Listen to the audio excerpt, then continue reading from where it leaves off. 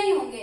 तो गवर्नमेंट ने डिक्लेयर कर ही दिया है कि फर्स्ट ईयर और सेकंड ईयर के स्टूडेंट्स जो हैं उनको तो प्रमोट किया जा रहा है, और जो थर्ड ईयर के स्टूडेंट्स हैं उन लोगों के एग्जाम अभी होने हैं और उनकी डेट भी आ चुकी है। एमडीएस यूनिवर्सिटी ने टाइम टेबल जो है वो क्लियर कर दिया है। तो फर्स्ट ईयर और सेकंड ईयर के स्टूडेंट्स जो कि प्रमोट हो रहे हैं वो ज्यादा खुश मत होइए, एग्जाम आपके भी होने हैं, बट ये है कि थोड़ा सा डिले होने वाला है एग्जाम के अंदर। तो पढ़ना तो हमें उनके लिए भी है ही है ना, बट अभी जो मेरी प्रायोरिटी है, थर्ड ईयर के स्टूडेंट्स ने मुझसे रिक्वेस्ट किया था कि मैम प्लीज फिजिकल केमिस्ट्री का जो पेपर हमारा बचा हुआ है आप उसे स्टार्ट कर दीजिए। तो यस, लाइफ में चेंजेस आते रहने चाहिए, पता है ना, खाना भी हम एक जैसा खा नहीं सकते। तो जो हमारी ये केमिस्ट्री है ना, इस केमिस्ट्री को भी अपन ने 3 पार्ट्स पे स्टार्टिंग से क्लासिफाई किया हुआ है। हम लोग यहाँ पर ऑर्गेनिक केमिस्ट्री को काफी टाइम से पढ़ रहे हैं, इसके काफी सारे कॉन्सेप्ट हम लोग सीख चुके हैं। इसके बाद में इनऑर्गेनिक केमिस्ट्री है जिसके भी कॉन्सेप्ट अभी हमें सीखने हैं, और लास्ट जो हमारे पास आती है फिजिकल केमिस्ट्री, इसके भी कॉन्सेप्ट हमें सीखने तो थे ही।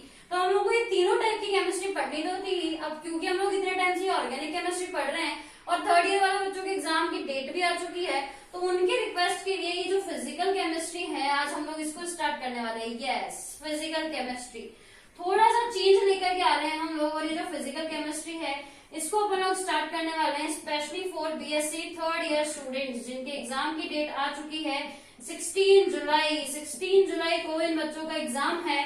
तो कोई टेंशन नहीं है बच्चों, अगर अभी तक आपने केमिस्ट्री को फोबिया लेके रखा हुआ है, फिजिकल केमिस्ट्री जनरली किसी की फेवरेट नहीं होती है, कोई दिक्कत नहीं है अपने को।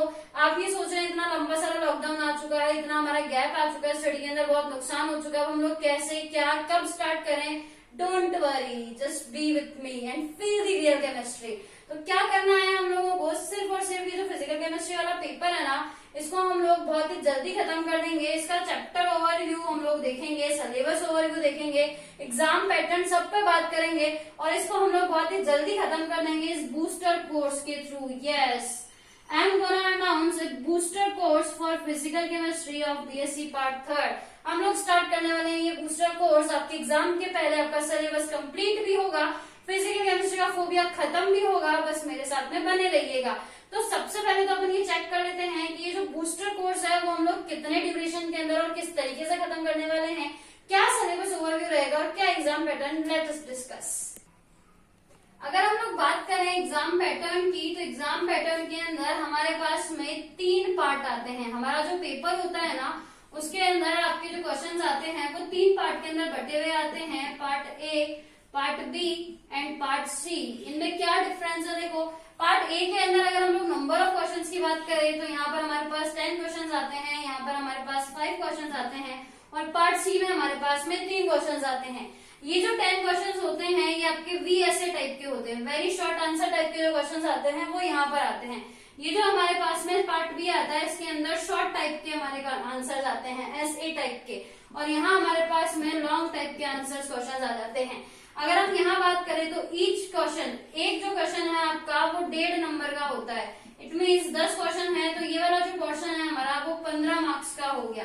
पार्ट ए जो है वो हमारे 15 मार्क्स एग्जाम के अंदर लाने में हेल्प करता है, जबकि ये जो पार्ट बी है यहाँ पर आपका हर एक क्वेश्चन 3 मार्क्स का होता है, यानी 5 into 3 15। ये भी हमारा इक्वल वेटेज 15 मार्क्स का रखता है। पार्ट सी की अगर अपन बात करें तो पार्ट सी के अंदर 3 क्वेश्चन आते हैं, जिनमें से 2 क्वेश्चन तो आपके 7 नंबर के होते हैं, एक क्वेश्चन आपका 6 नंबर का होता है, यानी 14 + 6 टोटल हो गया 20 मार्क्स। 20 मार्क्स का टोटल अपना ये वाला पार्ट आता है। तो पार्ट ए, पार्ट बी और पार्ट सी के अंदर पार्ट ए और पार्ट बी तो इक्वल वेटेज रखते हैं, ये पार्ट सी इनसे थोड़ा सा ज्यादा वेटेज रखता है।